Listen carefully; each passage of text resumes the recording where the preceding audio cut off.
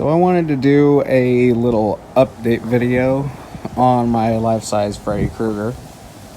I posted a video months back on how he originally looked when I first put him together after deciding to make him a life-size when I got a bust from Scareware Productions. So this is how he looks now. I finally did some extra work on him. So I just want to go through a couple of little things that I touched up on. First off, I kind of reshaped the hat a little bit. I also put the other glove that I had instead of the Springwood replicas. Mostly because, unfortunately, a while back he did take a dive. Something happened with his legs.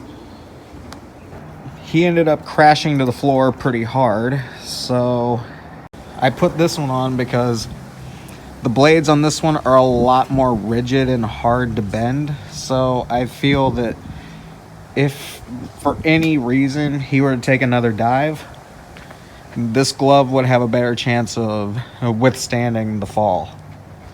So that's the only reason for that. You can see the sweater looks a lot better in this lighting outdoors than it does inside my living room where I filmed the last video.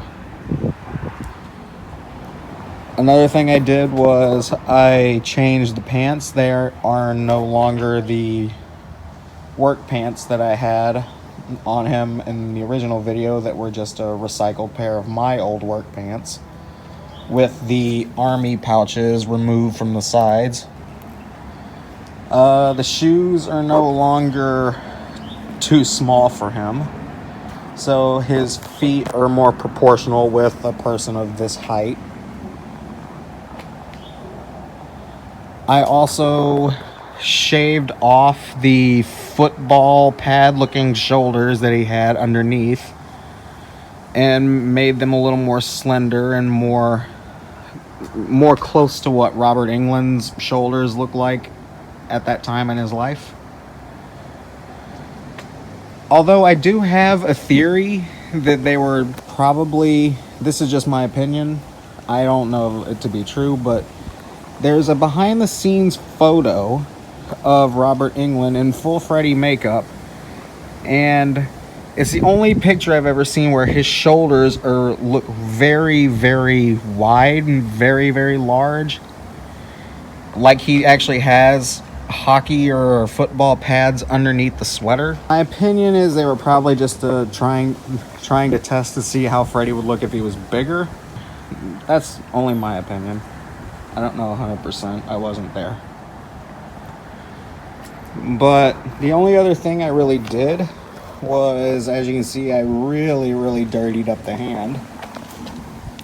I just did several washes of black paint. Oh, his hand's coming off. So I wanted to at least make it look nasty and grungy like it does in the movie. So that's pretty much it.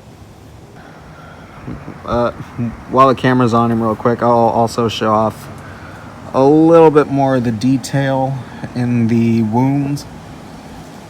Although, I'll be honest, I don't think I mentioned it in my last video, but I wasn't too happy with how the wounds looked when I first got this bust, so I also did my own little touch-ups. I don't know how well you can see, but I also kind of added a little bit of blood inside, so it kind of has more of a wetter look to them. The wounds still look wet and fresh.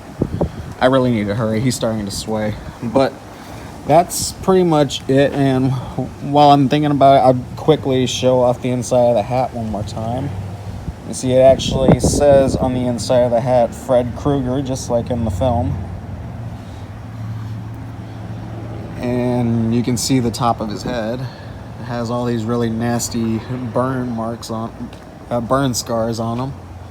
Especially that one where it looks like you can see his brain. It's really nice, and the charred black ear with the hole burnt through. It's really nice.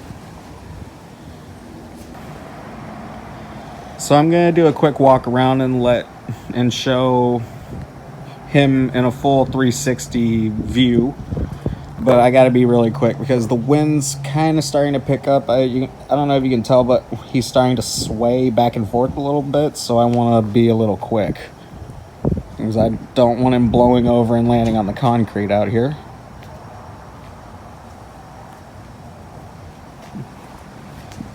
Yeah, just a couple of minor changes. Just gave him a pair of actual work pants and a pair of boots that are more proportional to a person of a 5'10" height. That's my quick little update. So thanks for watching.